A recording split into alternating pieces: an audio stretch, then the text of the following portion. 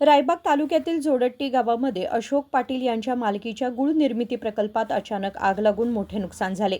या आगीमध्ये गूळ तयार करण्यासाठी वापरण्यात येणाऱ्या ऊसाच्या बगॅस गंजी पूर्णपणे जळून खाक झाली. घटनेमुळे परिसरात काही काळ भीतीचे वातावरण निर्माण झाले होते.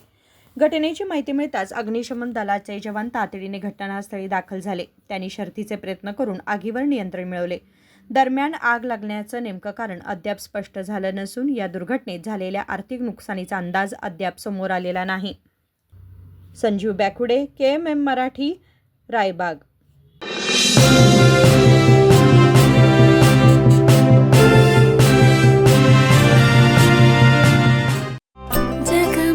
ಜಗಮಗ ಹೊಳೆಯುವ ಕಣ್ಣುಗಳು, ಹೃದಯದಿ ಹರುಷದ ಅಲೆಗಳು. ಬಂದಿದೆ ಶುಭಗಳಿಗೆ, ಪ್ರೀತಿಯ ಗಳಿಗೆ, ರೇಷ್ಮೆಯಲ್ಲಿ ಸುತ್ತಿದ ಸ್ವರ್ಣಗಳಿಗೆ. BS Channabasappa and Sons, The Textile Mall, Tilakwadi, Belagavi.